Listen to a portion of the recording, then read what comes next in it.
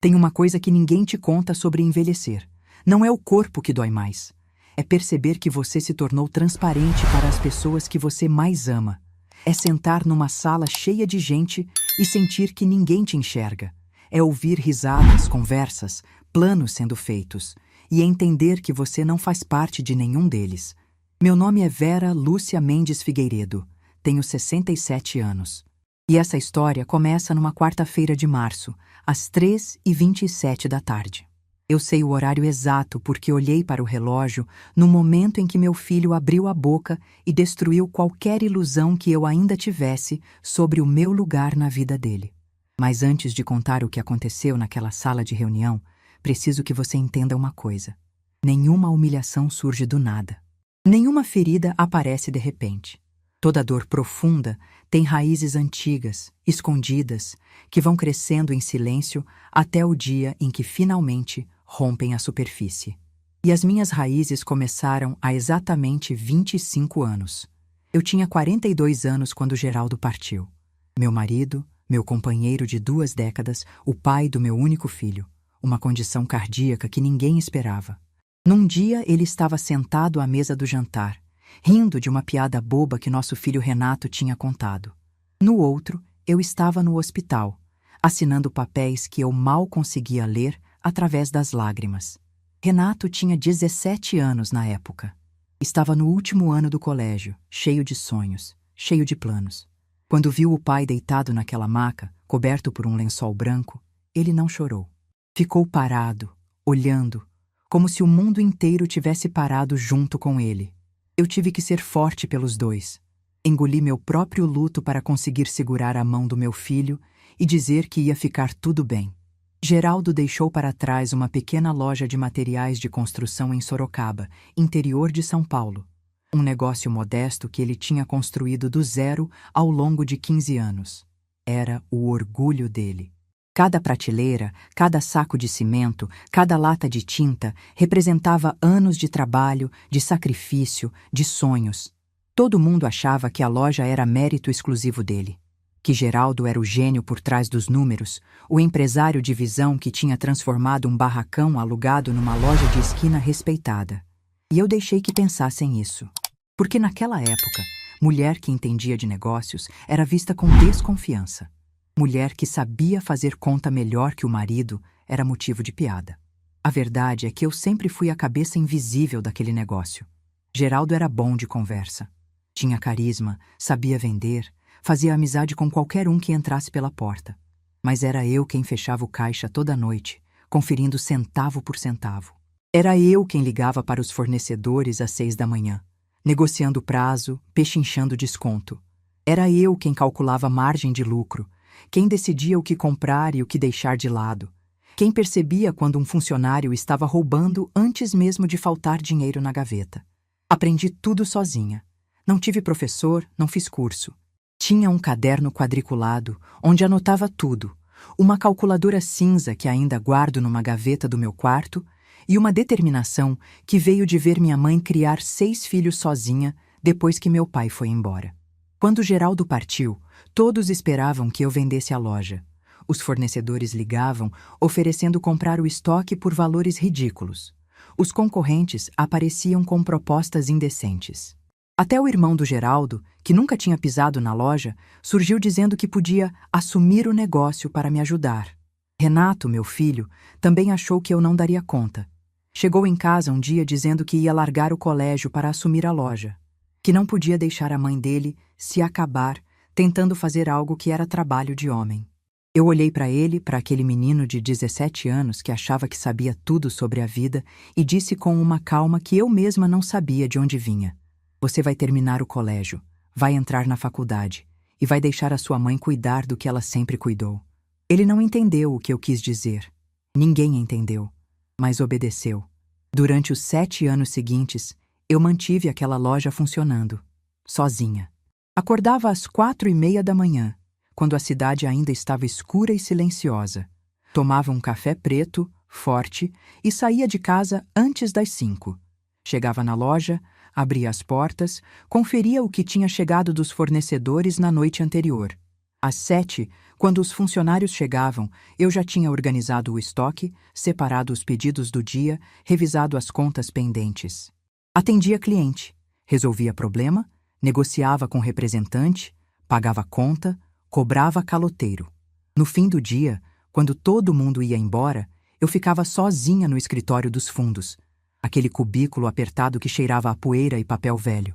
Conferia os números do dia, anotava no meu caderno, planejava o mês seguinte, perdi as contas de quantas noites dormia em cima daquela mesa de fórmica marrom.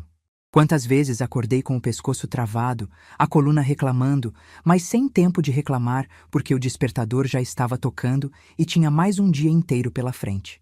Renato entrou na faculdade de administração em Campinas. Eu paguei cada mensalidade, cada livro, cada despesa. Ele morava numa república com outros estudantes, vinha para casa nos finais de semana e eu sempre fazia questão de ter a geladeira cheia e a cama arrumada. Queria que ele se concentrasse nos estudos, queria que ele tivesse as oportunidades que eu nunca tive. Ele se formou aos 24 anos. Eu estava sentada na primeira fila da cerimônia de formatura, com meu vestido azul marinho, o mesmo que tinha usado no casamento dele com Geraldo, apertando um lencinho branco nas mãos. Quando chamaram o nome dele e ele subiu para pegar o diploma, eu chorei tanto que a mulher do meu lado perguntou se eu estava passando mal. Não estava passando mal. Estava sentindo orgulho. Um orgulho imenso, avassalador, que enchia meu peito e transbordava pelos olhos. Meu menino tinha conseguido. Apesar de tudo, apesar da perda do pai, apesar das dificuldades, ele tinha conseguido. E eu tinha conseguido dar isso para ele. Foi quando cometi o primeiro de muitos erros. Achei que era hora de passar o bastão. Renato era jovem, formado, cheio de ideias modernas que eu não entendia direito, mas que pareciam promissoras. Eu estava cansada. 7 anos carregando aquela loja nas costas tinham cobrado seu preço. Minhas costas doíam o tempo todo. Meus olhos já não conseguiam ler letra pequena sem óculos. Minhas mãos, que antes eram firmes para contar dinheiro, começavam a tremer no fim do dia. Então, eu fiz o que achei certo. Transferi a loja para o nome do Renato. Tudo. O imóvel, o estoque, a carteira de clientes, os contratos com fornecedores. Assinei os papéis no cartório num dia de terça-feira, com o sol entrando pela janela e um sorriso no rosto. Não pedi nada em troca. Nem uma porcentagem do lucro, nem um salário simbólico, nem um documento que garantisse minha participação no negócio que eu tinha sustentado por tantos anos. Achei que não precisava. Era meu filho. Ele jamais esqueceria tudo o que eu tinha feito. Ele jamais me deixaria de lado. Que ingenuidade a minha. No início, as coisas pareciam bem. Renato me ligava toda semana, às vezes, todo dia, pedindo opinião sobre isso ou aquilo. Qual fornecedor escolher para cimento? Vale a pena fazer promoção de tinta no fim do ano? Aquele funcionário antigo, o seu Joaquim, está rendendo menos? O que eu acho de trocar ele por alguém mais novo? Eu respondia tudo com paciência. Sentia que ainda tinha um papel, ainda era útil, ainda fazia parte daquela história.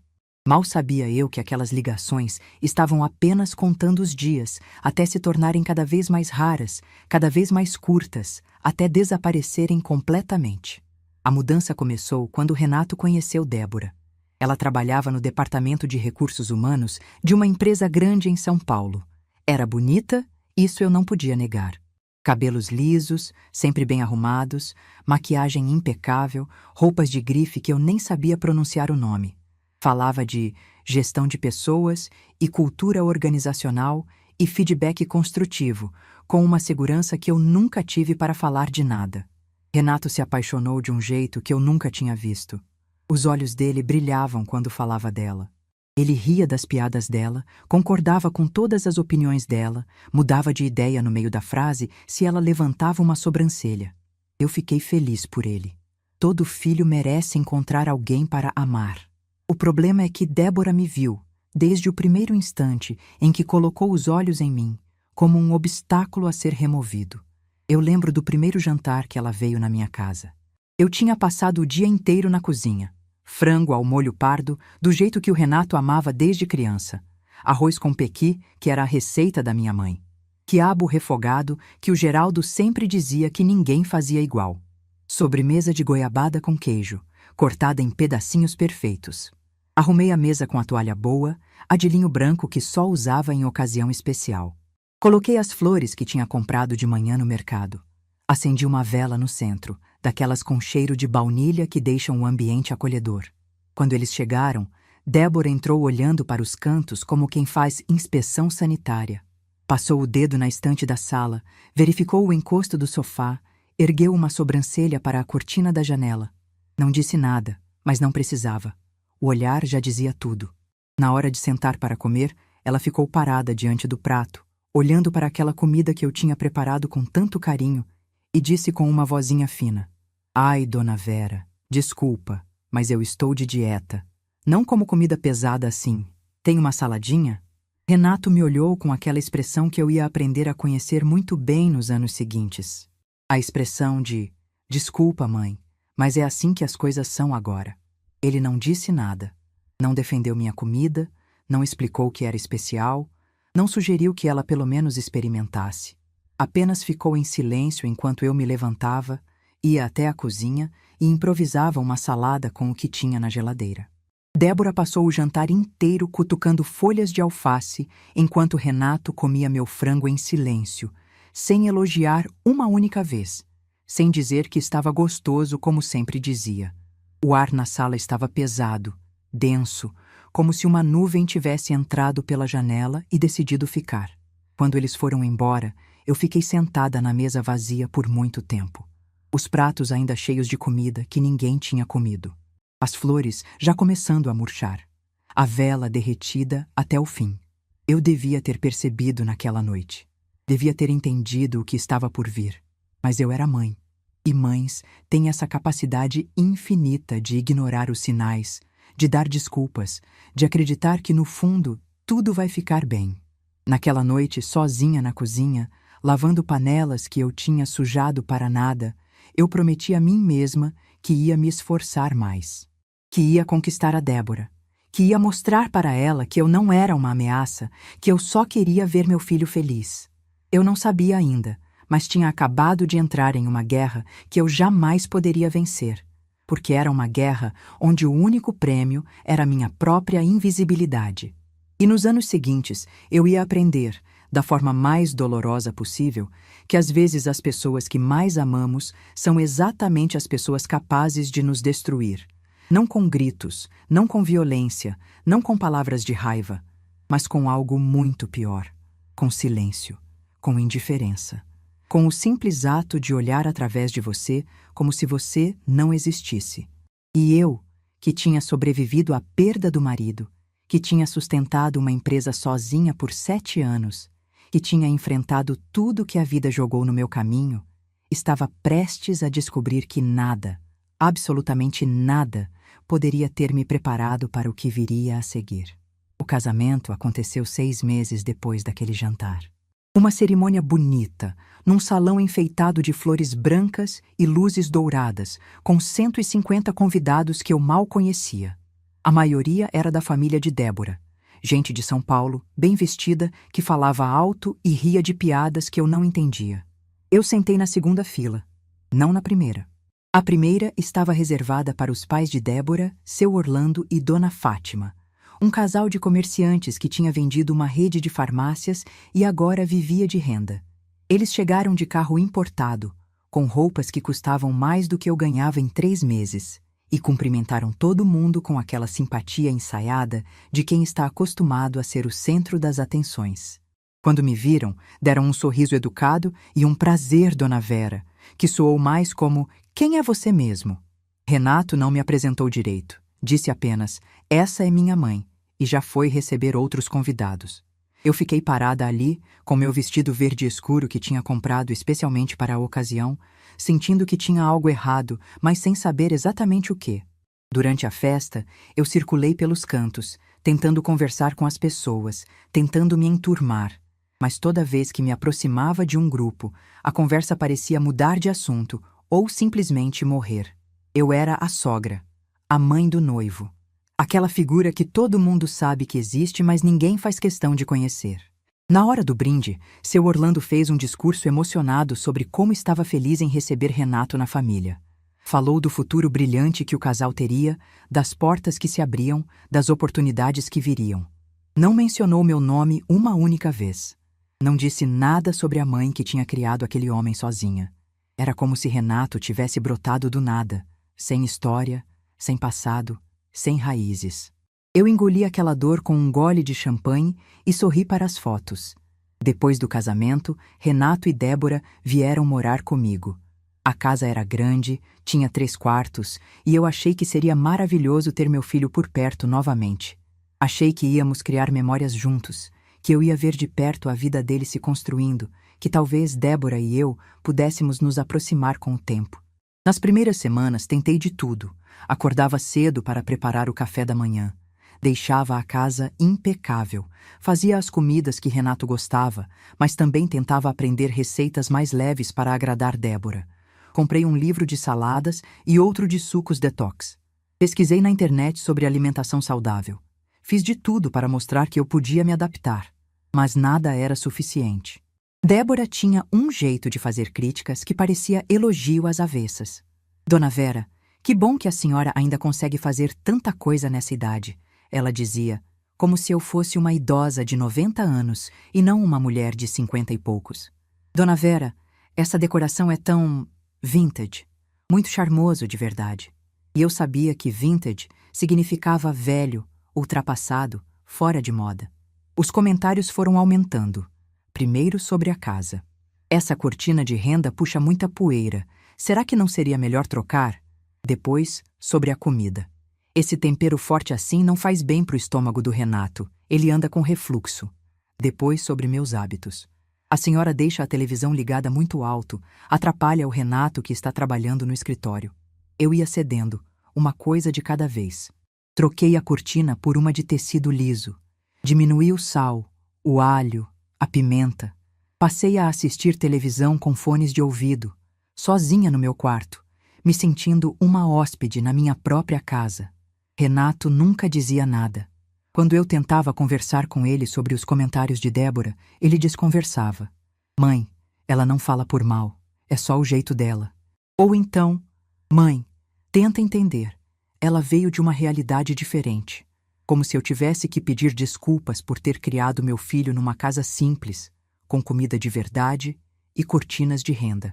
A primeira vez que chorei foi 3 meses depois do casamento. Era um domingo de manhã e eu estava na cozinha preparando um bolo de fubá, aquele que o Renato amava desde criança. Débora apareceu de pijama com aquela cara de sono de quem tinha acabado de acordar e perguntou o que eu estava fazendo. Bolo de fubá, respondi sorrindo. O preferido do Renato. Ela torceu o nariz. Dona Vera, ele não come mais essas coisas. Estamos numa reeducação alimentar. Carboidrato de manhã não pode. Eu fiquei parada, com a colher de pau na mão, olhando para aquela massa que eu tinha preparado com tanto carinho. O cheiro de fubá e erva doce já estava enchendo a cozinha. As forminhas estavam untadas, esperando. Mas é domingo, eu disse, com uma voz que saiu mais fraca do que eu queria. Dia de domingo sempre tem bolo de fubá, desde que o Renato era menino.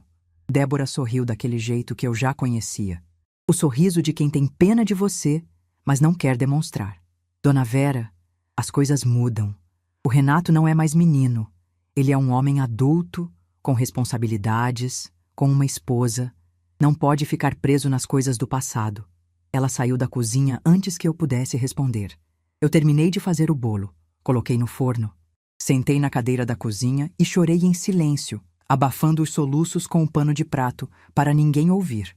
Quando o bolo ficou pronto, Renato nem desceu para comer. Débora disse que eles iam tomar café numa padaria orgânica que tinha aberto no centro. Saíram os dois, de mãos dadas, sem me convidar.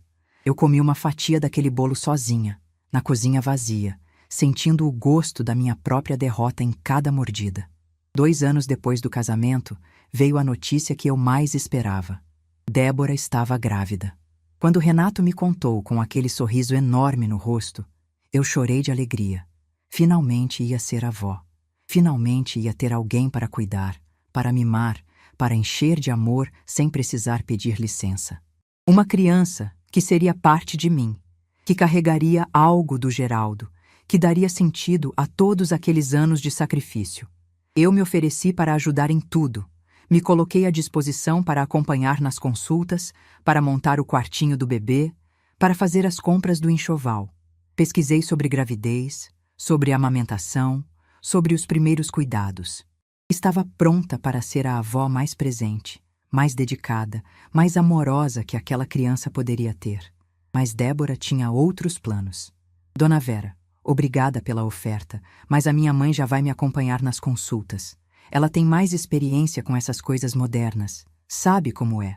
E Dona Fátima, que morava em São Paulo, passou a vir toda semana para ficar com a filha. O quartinho do bebê foi montado por uma decoradora contratada. O enxoval foi comprado em lojas que eu nunca tinha ouvido falar, com preços que me faziam engasgar. Eu ofereci para fazer roupinhas de tricô, como minha mãe fazia para mim, e Débora disse que, hoje em dia, não se usa mais essas coisas artesanais. Quando Gustavo nasceu, numa madrugada de setembro, eu estava na sala de espera do hospital, torcendo as mãos de nervoso. Mas quem entrou primeiro no quarto para conhecer o bebê foram os pais de Débora.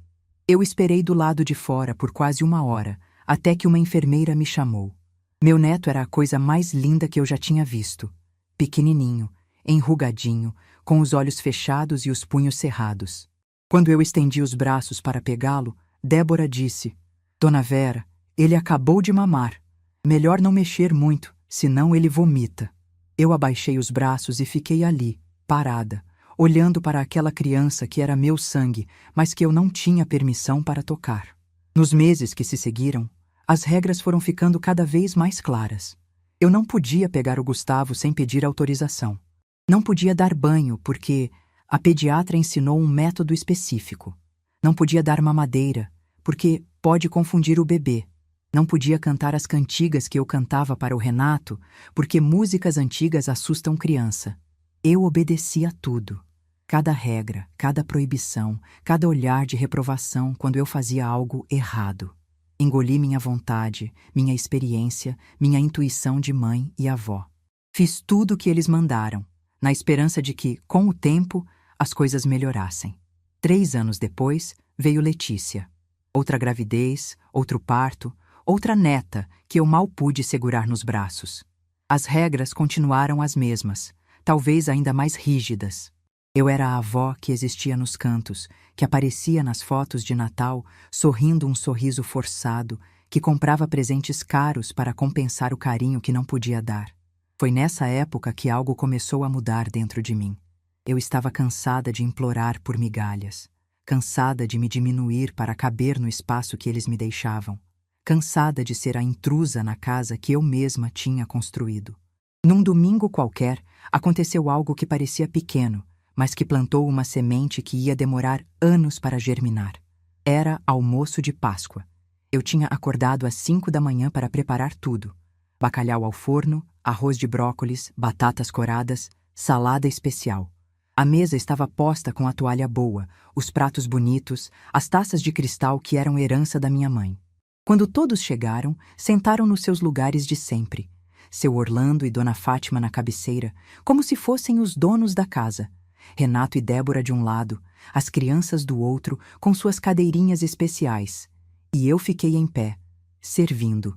Ninguém me chamou para sentar, ninguém ofereceu ajuda. Eu ia e voltava da cozinha, trazendo travessas, recolhendo pratos, servindo suco, enquanto eles conversavam e riam e faziam planos dos quais eu não fazia parte. Quando finalmente sentei, na ponta mais distante da mesa, o prato que sobrou já estava frio. A comida que eu tinha passado horas preparando tinha esfriado enquanto eu servia os outros. Foi quando Gustavo, meu neto de 8 anos, olhou para mim e perguntou em voz alta: Vó, por que você sempre senta no lugar da empregada? A mesa inteira ficou em silêncio.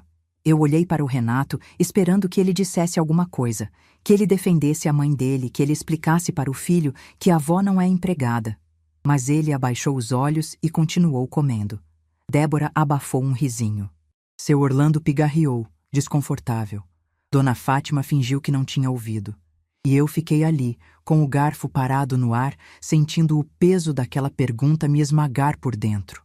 Naquela noite, depois que todos foram embora e a casa ficou em silêncio, eu sentei na cozinha olhando para a pilha de louça suja. Panelas enormes, pratos empilhados, copos sujos de vinho. Ninguém tinha oferecido ajuda. Ninguém tinha ficado nem 5 minutos a mais para me ajudar a limpar a bagunça que eles tinham feito. E foi ali, naquela cozinha que cheirava a bacalhau e a solidão, que eu tomei uma decisão. Eu ia sair daquela casa. Ia vender tudo e recomeçar. Ia parar de esperar que as coisas mudassem, porque elas não iam mudar. Ia parar de implorar por um lugar que nunca foi meu. Na semana seguinte, liguei para uma corretora de imóveis. O que eu não sabia ainda é que aquela decisão, que parecia apenas uma fuga, seria o primeiro passo de uma jornada que mudaria tudo. Uma jornada que me levaria de volta ao controle da minha própria vida. E que um dia, anos depois, faria meu filho bater na minha porta implorando por perdão. Mas isso ainda estava longe. E antes de chegar lá, eu tinha muito o que aprender sobre mim mesma. Tinha que descobrir que a mulher que eu achava que era, submissa, invisível, descartável, não era a mulher que eu realmente era por dentro. Porque existe uma diferença enorme entre aceitar o lugar que os outros te dão e escolher o lugar onde você quer estar. Eu tinha passado anos aceitando. Agora, pela primeira vez, eu ia começar a escolher. E essa escolha ia custar caro, para todos nós. A corretora de imóveis se chamava Sandra, uma mulher de uns 40 anos, cabelos curtos, sorriso profissional. Ela chegou na minha casa numa manhã de terça-feira, com uma pasta cheia de papéis e aquele olhar de quem já tinha visto muitas histórias parecidas com a minha. Eu a recebi na sala, ofereci café e expliquei o que queria. Vender a casa. Toda ela. O mais rápido possível. Sandra olhou ao redor, avaliando os móveis, as paredes, o tamanho dos cômodos. Fez anotações, tirou fotos, mediu os espaços. Quando terminou, sentou na minha frente e disse algo que me pegou de surpresa. Dona Vera, a senhora sabe que essa casa vale muito mais do que a maioria das pessoas imagina, não sabe? Eu não sabia. Ou melhor, nunca tinha parado para pensar nisso. Aquela casa era só minha casa. O lugar onde eu tinha criado meu filho, onde tinha vivido meu casamento, onde tinha chorado a perda do meu marido. Para mim, o valor era sentimental, não financeiro. Sandra explicou que o bairro tinha valorizado enormemente nos últimos anos. Novas escolas, novos comércios, uma estação de metrô planejada para ser inaugurada em breve. O terreno sozinho já valia uma fortuna. A casa, bem conservada como estava, valia ainda mais. Quando ela disse o número, eu pedi para repetir. Achei que tinha ouvido errado. Não tinha. Aquela casa, que eu achava que era apenas um teto sobre minha cabeça, valia o suficiente para eu viver confortavelmente pelo resto da vida, sem depender de ninguém, sem precisar pedir nada para ninguém. Naquela noite, eu não dormi. Fiquei deitada na cama, olhando para o teto, fazendo contas na cabeça. Pela primeira vez em anos, eu estava pensando no meu futuro. Não no futuro do Renato, não no futuro dos meus netos, não no futuro da família. No meu futuro. E essa sensação era ao mesmo tempo assustadora e libertadora. Quando contei para Renato que ia vender a casa, a reação dele foi exatamente o que eu esperava. Ele apareceu no dia seguinte, sem avisar, batendo na porta com aquela cara de quem tinha acabado de receber uma notícia terrível. Débora veio junto, claro. Os dois entraram na sala como se fossem donos do lugar, sem pedir licença, sem perguntar se eu estava ocupada. Mãe, é verdade isso que eu ouvi? Renato perguntou, antes mesmo de sentar. Você está vendendo a casa? Eu confirmei com a cabeça. Calma. Mas você ficou louca? Ele continuou, a voz subindo.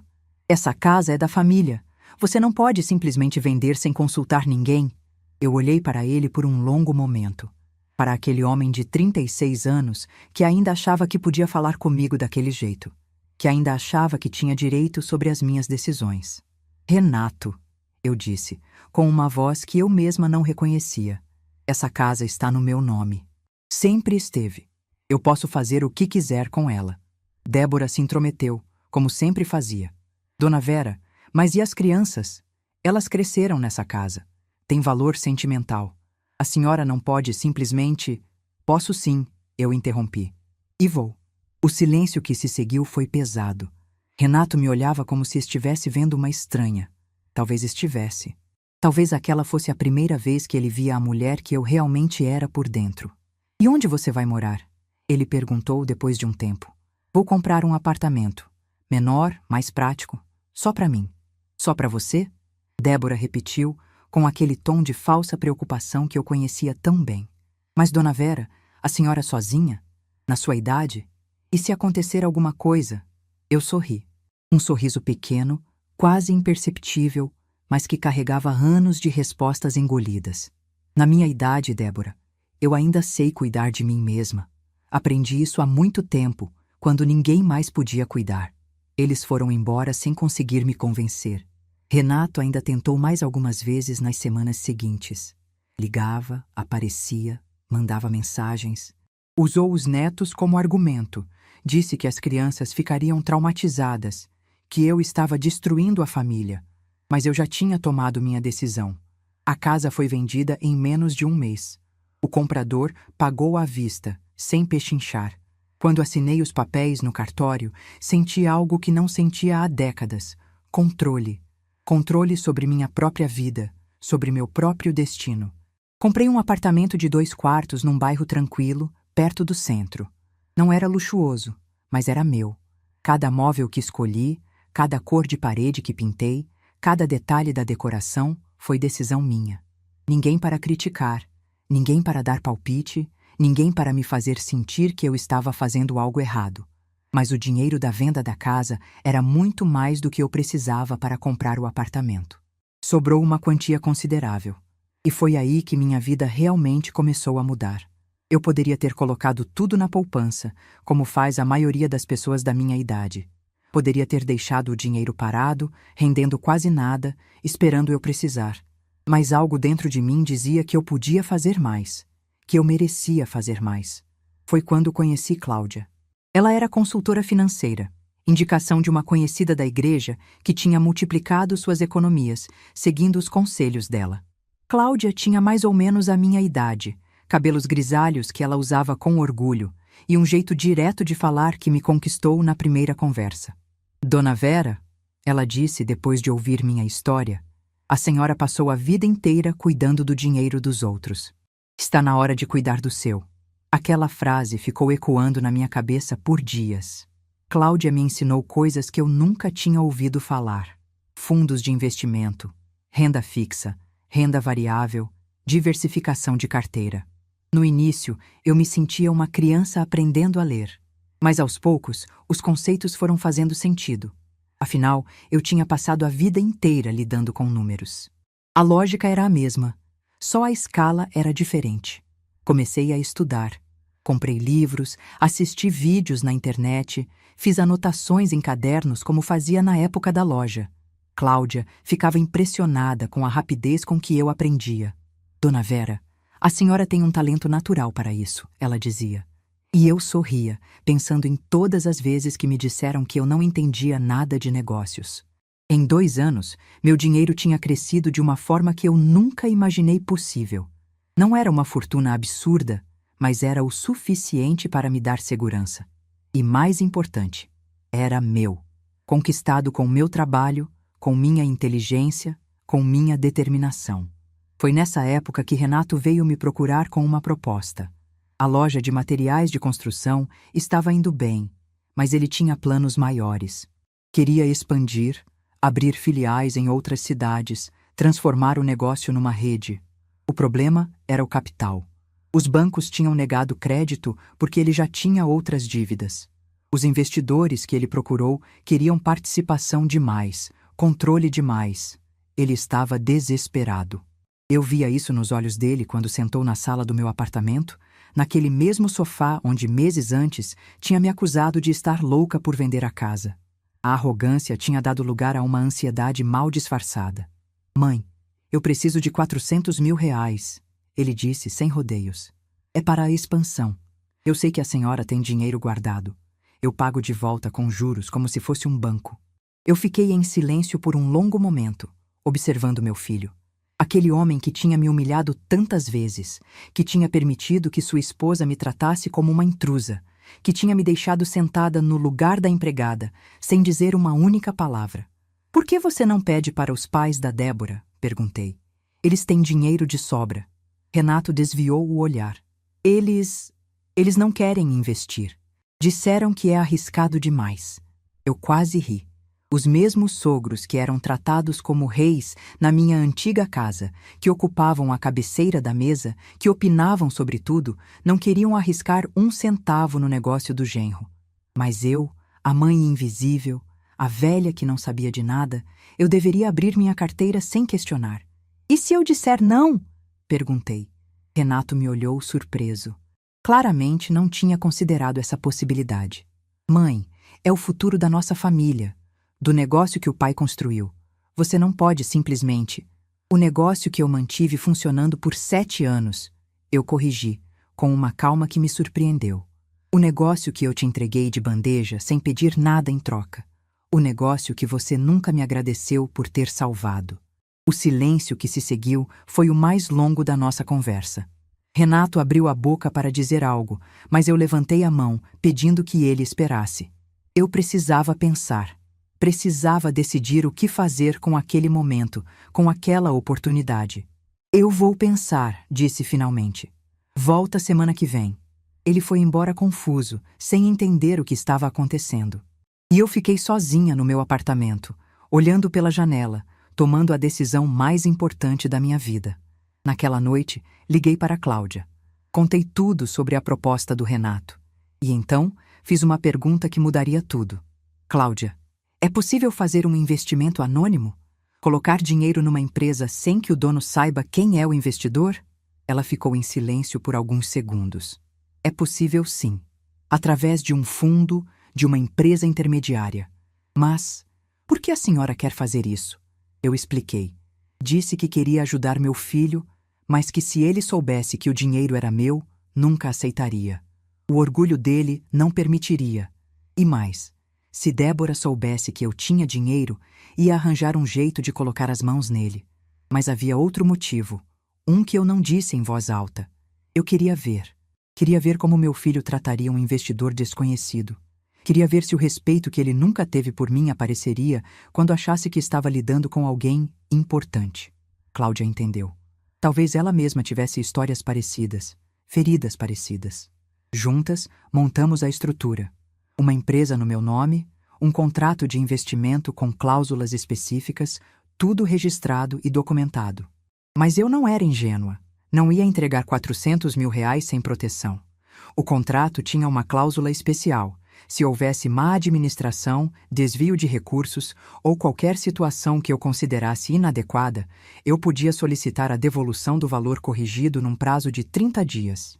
Era minha garantia, meu seguro.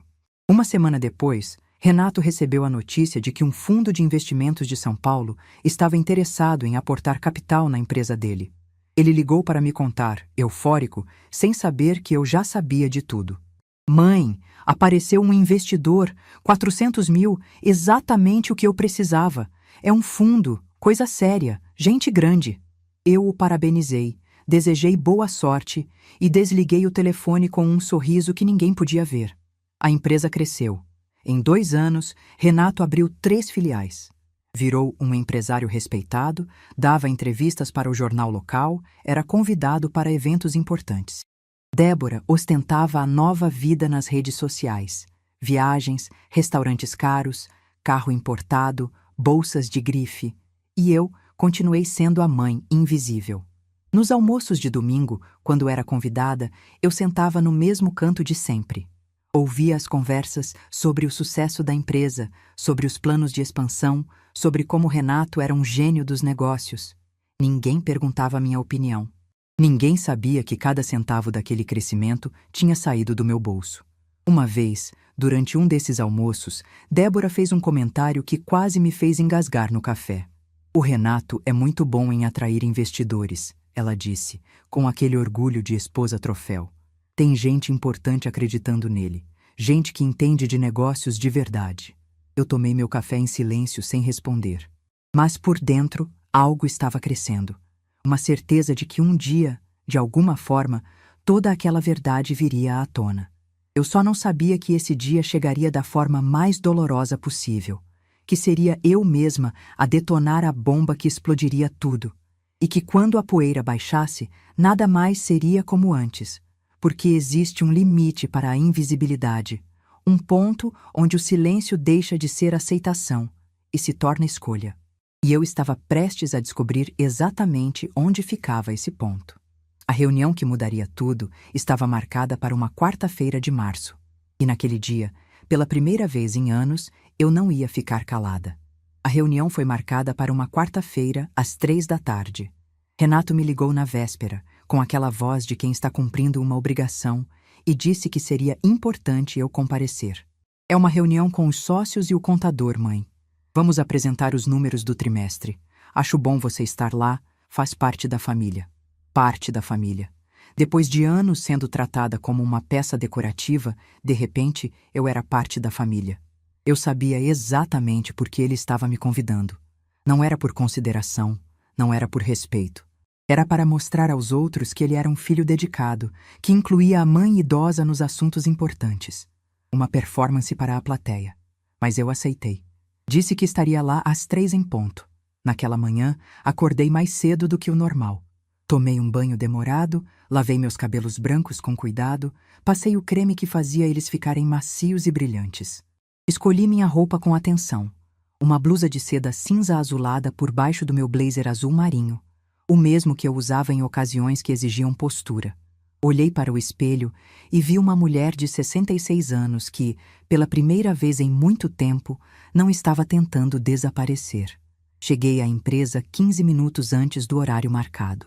A recepcionista me reconheceu e sorriu com educação. Dona Vera, a reunião vai ser na sala do final do corredor. Pode entrar. A sala de reunião era moderna, com uma mesa grande de vidro, cadeiras de couro e uma televisão na parede onde seriam projetados os números. Eu fui a primeira a chegar. Escolhi uma cadeira no canto, perto da janela, onde pudesse observar tudo sem chamar atenção. Aos poucos, os outros foram chegando. Primeiro, o contador, Marcos, um homem de uns 50 anos, calvo, com óculos de armação grossa e uma pasta cheia de documentos. Ele me cumprimentou com um aceno de cabeça educado, mas distante. Depois vieram os 2 sócios minoritários, Paulo e Ricardo, empresários que tinham investido na expansão das filiais. Eles mal me olharam. Débora chegou junto com Renato. Ela estava impecável, como sempre, com um vestido justo e salto alto, como se estivesse indo para um desfile e não para uma reunião de números. Sentou ao lado do marido, na cabeceira da mesa, e me lançou aquele sorrisinho de sempre. O sorriso de quem tolera a sua presença por educação. Que bom que a senhora veio, dona Vera, ela disse. Vai ser interessante para a senhora ver como as coisas funcionam numa empresa de verdade. Eu não respondi. Apenas sorri de volta e cruzei as mãos sobre a mesa. A reunião começou pontualmente às 3 horas. Marcos conectou seu computador à televisão e começou a apresentar os números do trimestre. Faturamento, despesas operacionais, margem de lucro, projeções para o próximo período. Os números eram bons. A empresa estava crescendo, as filiais estavam dando resultado, o retorno sobre o investimento era positivo. Eu ouvia tudo em silêncio, prestando atenção em cada número, em cada gráfico, em cada palavra. Décadas trabalhando com planilhas e notas fiscais tinham me ensinado a ler nas entrelinhas dos números. E havia algo ali que não estava certo. Marcos passou para a planilha de despesas operacionais. Salários, aluguel, fornecedores, manutenção, marketing. Tudo parecia normal, até que ele mostrou uma linha que me fez franzir a testa. Consultoria externa, R$85 mil. R$85 mil em consultoria externa. Eu conhecia aquela empresa desde quando era uma lojinha de bairro. Nunca, em todos os anos que trabalhei ali, nunca tínhamos contratado consultoria externa. O Geraldo sempre dizia que consultor era gente que cobra para dizer o que você já sabe. E Renato tinha herdado essa filosofia. Então, por que, de repente, havia uma despesa de R$85 mil com algo que nunca tinha existido antes? Eu olhei para Renato. Ele estava olhando para o celular, distraído. Olhei para Débora. Ela estava conferindo as unhas, claramente entediada com aquela sequência de números que ela não entendia. Olhei para os sócios. Eles pareciam satisfeitos com os resultados gerais, sem questionar os detalhes. Eu podia ficar calada. Era o que eu sempre fazia. Engolir minhas dúvidas, guardar minhas perguntas, deixar que os outros tomassem as decisões. Era mais fácil assim, mais seguro. Mas naquele dia, algo dentro de mim se recusou a ficar em silêncio. Levantei a mão. Um gesto simples, quase tímido, mas que fez toda a sala parar e me olhar como se eu tivesse acabado de fazer algo extraordinário. Com licença, eu disse, com a voz calma, medida. Essa despesa de consultoria externa. Qual empresa prestou esse serviço? O silêncio que se seguiu foi absoluto. Marcos parou de clicar no computador. Paulo e Ricardo se entreolharam. Débora levantou os olhos das unhas, finalmente prestando atenção. Renato me olhou como se eu tivesse falado em outro idioma. Mãe, ele disse com aquele tom de quem fala com uma criança que fez algo errado. A senhora não precisa se preocupar com isso. São questões técnicas. Eu só perguntei qual empresa. Insisti, mantendo a voz firme. Porque eu conheço esse negócio há mais de 30 anos, Renato. Eu trabalhei aqui quando isso era um barracão alugado e nunca, em todo esse tempo, tivemos consultoria externa. É uma despesa nova e um valor muito alto. O ar na sala ficou pesado.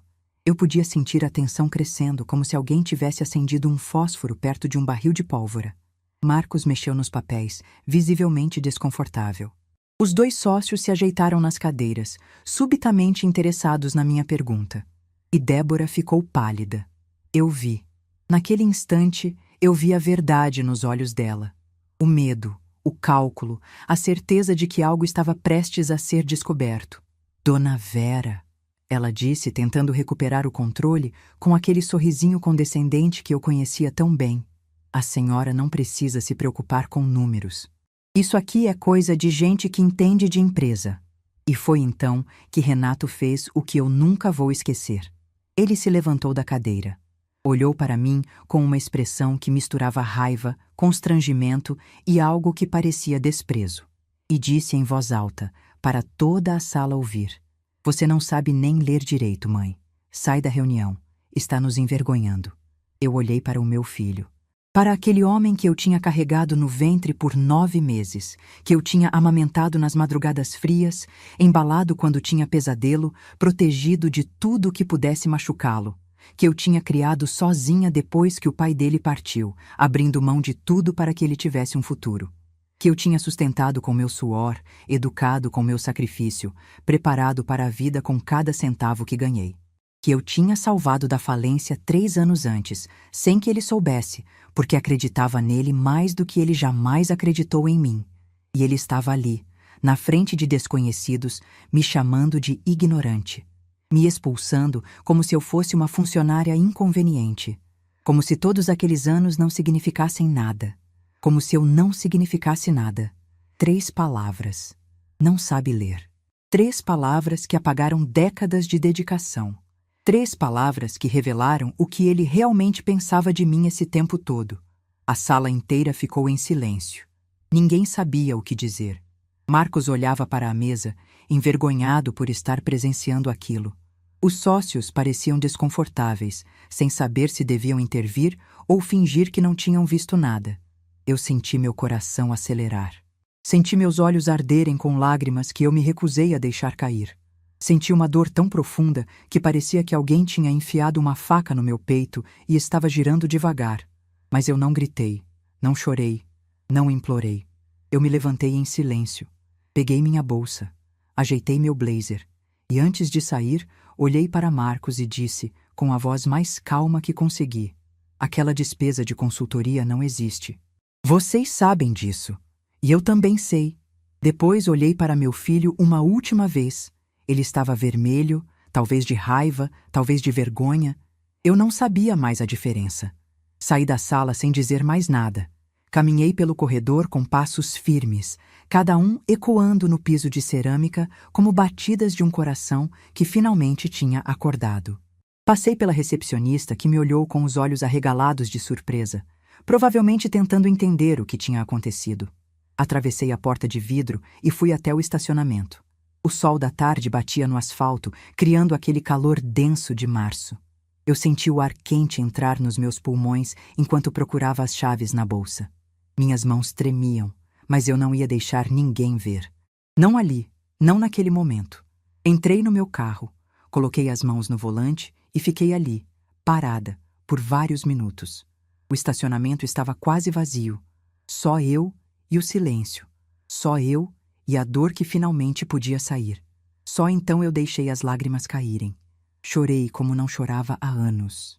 Chorei pela humilhação pública, por ter sido tratada como lixo na frente de pessoas que nem me conheciam.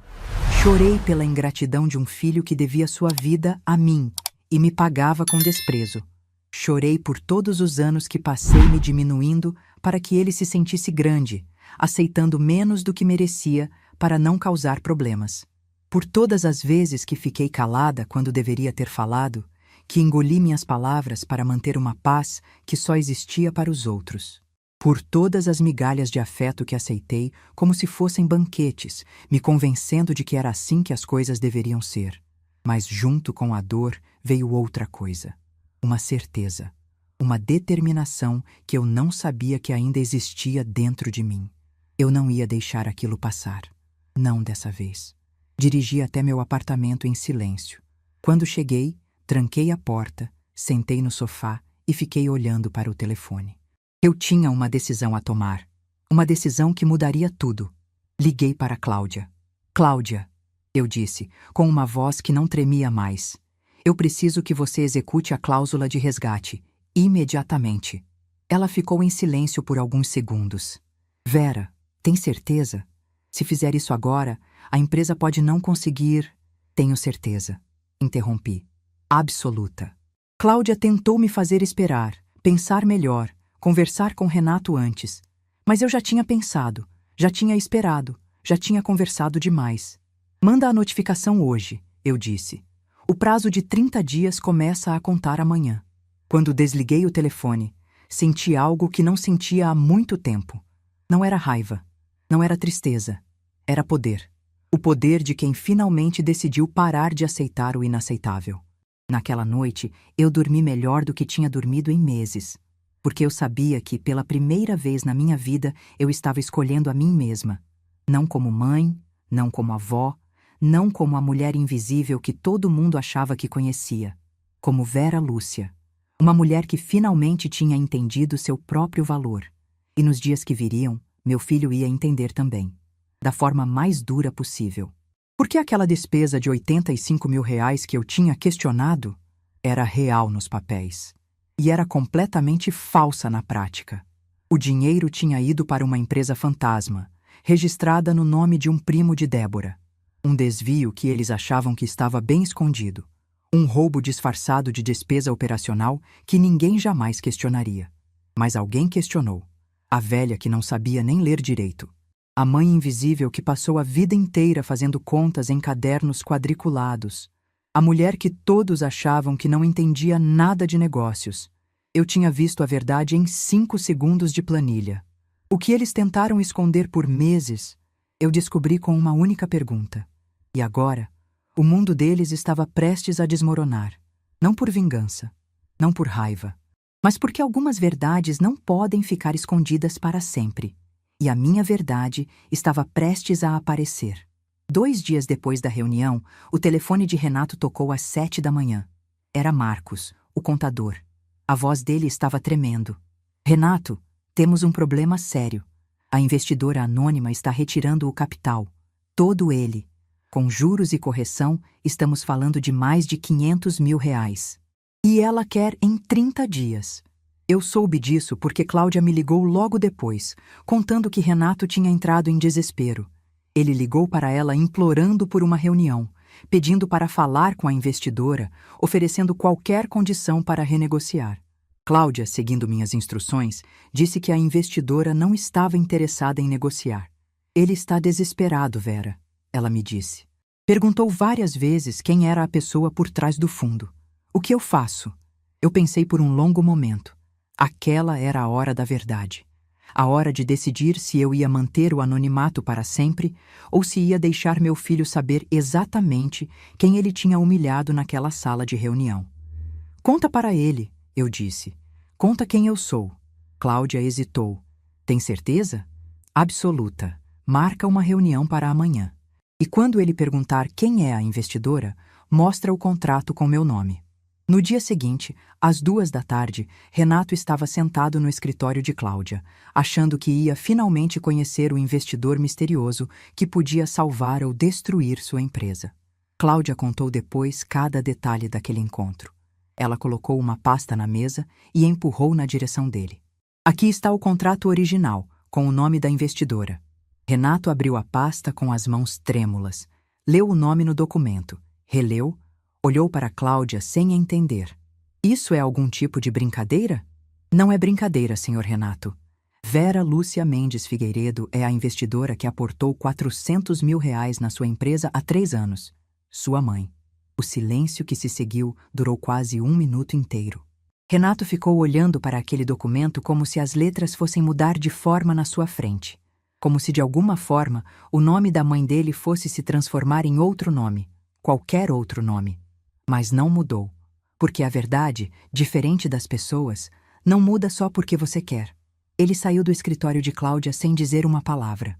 E 40 minutos depois, estava batendo na porta do meu apartamento. Eu sabia que ele viria. Tinha passado a manhã inteira me preparando para aquele momento. Não preparando o que ia dizer, porque eu não ia dizer nada. Preparando o que ia fazer. Nada. Quando ouvi a campainha tocar, eu estava sentada no sofá da sala, com uma xícara de chá nas mãos e o jornal aberto no colo. O som ecoou pelo apartamento, mas eu não me movi. A campainha tocou de novo. E de novo. E de novo. Depois vieram as batidas na porta. Primeiro leves, depois mais fortes, depois desesperadas. Mãe, mãe, abre a porta. Eu sei que a senhora está aí. Eu tomei um gole do meu chá. Estava na temperatura perfeita. Mãe, por favor, eu preciso conversar com a senhora. Me deixa explicar. Explicar o quê, eu pensei. Explicar que me humilhou na frente de desconhecidos? Explicar que me chamou de ignorante? Explicar que durante anos me tratou como um móvel velho que ninguém quer, mas também não tem coragem de jogar fora? As batidas continuaram. A voz dele foi ficando mais alta, mais desesperada, mais quebrada. Mãe, a empresa vai quebrar. Eu vou perder tudo. Os sócios estão exigindo auditoria. Descobriram a fraude da Débora. Está tudo desmoronando. Fraude da Débora. Então, ele já sabia. Já tinha descoberto que a esposa perfeita dele estava desviando dinheiro da empresa junto com o primo. Que aqueles R$85 mil de consultoria eram só a ponta do iceberg. Mãe, eu errei. Eu sei que errei. Me dá uma chance de consertar. Eu coloquei a xícara na mesa de centro. Levantei do sofá. Caminhei devagar até a janela da sala, de onde podia ver a rua lá embaixo. As batidas continuavam. Mãe, pelo amor de Deus, eu estou implorando. Ele estava chorando. Eu podia ouvir os soluços entre as palavras. Meu filho de 42 anos, o empresário respeitado, o homem que me expulsou de uma reunião porque eu não sabia ler, estava chorando no corredor do meu prédio como uma criança perdida. Uma parte de mim queria abrir aquela porta. A parte que ainda era mãe, que ainda lembrava dele pequenininho nos meus braços, que ainda sentia o peso daquele bebê dormindo no meu peito. A parte que tinha passado a vida inteira perdoando, esquecendo, dando mais uma chance. Mas essa parte não era mais forte do que a outra.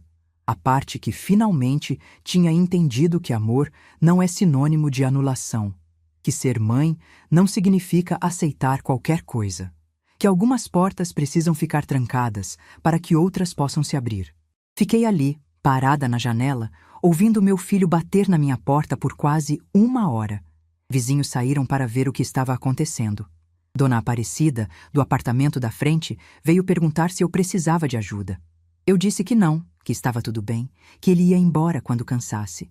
E foi embora. Quando finalmente o silêncio voltou, eu olhei pela janela e vi ele entrando no carro. Ficou parado ali dentro por vários minutos, a cabeça apoiada no volante. Depois ligou o motor e foi embora. Naquela noite, eu dormi em paz. Nas semanas que se seguiram, muita coisa aconteceu. Os sócios minoritários, Paulo e Ricardo, exigiram uma auditoria completa nas contas da empresa. Descobriram não apenas os 85 mil da consultoria fantasma, mas outros desvios menores que Débora tinha feito ao longo dos anos. No total, quase 200 mil reais tinham ido para as mãos do primo dela. Eles se retiraram da sociedade. Exigiram a devolução dos valores investidos, com juros e correção. A empresa, que já estava fragilizada pelo meu resgate, não aguentou o baque. Renato precisou vender 2 das 3 filiais para cobrir as dívidas. Débora, quando viu o barco afundar, mostrou quem realmente era. Pediu separação antes mesmo da poeira baixar. Disse que não tinha casado com um fracassado e que ia lutar por metade de tudo na justiça. O amor que ela jurava sentir pelo meu filho evaporou junto com o dinheiro. Os pais dela, seu Orlando e Dona Fátima, que antes apareciam todo mês cheios de sorrisos e opiniões, desapareceram completamente. Não ligaram para saber como Renato estava, não ofereceram ajuda, não mandaram nenhuma mensagem. Os reis da cabeceira da mesa abandonaram o castelo quando descobriram que não tinha mais ouro. Meus netos, Gustavo e Letícia, foram morar com o pai. Débora disse que precisava de espaço para se encontrar, o que significava que não queria a responsabilidade de criar 2 crianças enquanto tentava reconstruir sua vida de aparências. 1 mês depois do episódio da porta trancada, Renato apareceu de novo, mas dessa vez não veio bater e gritar. Tocou o interfone uma única vez e disse com a voz cansada: "Mãe, eu não vim pedir dinheiro, vim pedir desculpas.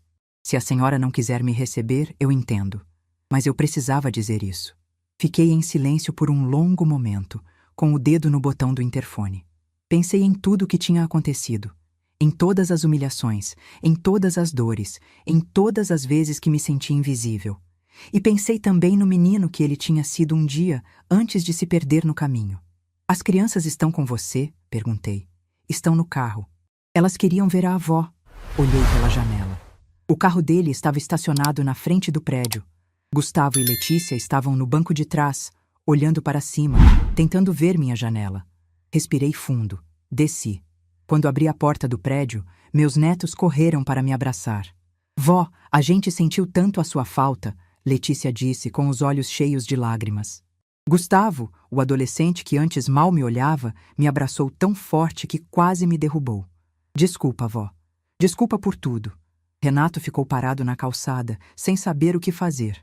Eu olhei para ele, para aquele homem que um dia tinha sido meu menino, e disse: "Entra, vamos conversar." A conversa durou horas. Renato me contou tudo, sem esconder nada.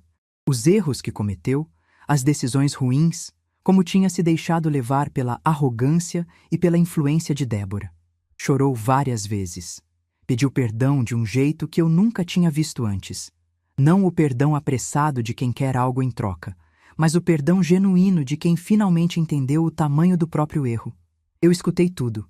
E quando ele terminou, disse: "Eu te perdoo, Renato. Mas perdoar não significa esquecer.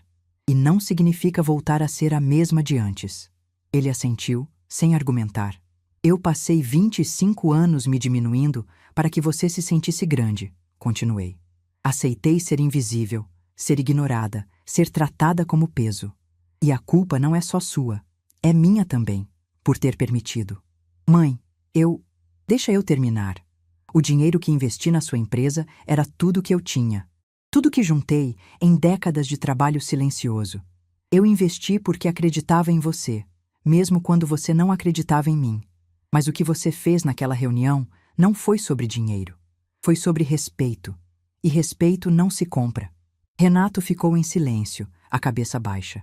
"Eu vou manter o resgate", disse. "O dinheiro é meu por direito, mas vou parcelar em condições que você consiga pagar. Não porque você mereça, mas porque aquela empresa também é legado do seu pai, e ele não merece ver isso destruído." Ele levantou os olhos, surpreso. "E tem mais uma coisa. As crianças podem vir morar comigo, se você concordar. Elas precisam de estabilidade e você precisa de tempo para reorganizar sua vida." Gustavo e Letícia, que estavam ouvindo da cozinha, vieram correndo. "Sério, vó? A gente pode morar com você?" Eu sorri. Sério. Mas vão ter regras. Vão ter que arrumar o quarto, ajudar nas tarefas, estudar direito. E, principalmente, vão ter que me tratar com respeito. Como avó. Não como empregada. Eles concordaram na hora. Isso foi há 8 meses. Hoje, Gustavo e Letícia moram comigo. Renato vem visitá-los todo final de semana. A empresa sobreviveu, reduzida a uma única loja, mas funcionando. Ele está pagando as parcelas do meu investimento religiosamente, todo mês. Nossa relação mudou. Não voltou a ser o que era antes, e nem deveria. Agora existe respeito, existe reconhecimento. Renato me apresenta para os outros como minha mãe, Vera Lúcia, a mulher mais forte que eu conheço. Ele me liga para pedir conselhos. Ele me ouve. Mas a maior mudança não foi nele. Foi em mim. Eu finalmente entendi que amor não significa sacrifício infinito, que ser mãe não significa ser invisível, que aceitar migalhas não é humildade, é anulação. A porta que eu tranquei naquele dia não era apenas a porta do meu apartamento. Era a porta de uma vida onde eu sempre estaria em segundo lugar. Uma vida onde meu valor dependia de quanto eu podia dar e nunca de quem eu era. Hoje, aos 67 anos, eu finalmente estou em primeiro lugar na minha própria história. E se essa história ensina alguma coisa, é que nunca é tarde para trancar as portas que precisam ser trancadas. E nunca é tarde para abrir as portas que levam à nossa própria dignidade. Meu filho me disse uma vez que eu não sabia ler. Ele estava errado. Eu sei ler muito bem. Sei ler números, sei ler contratos, sei ler pessoas.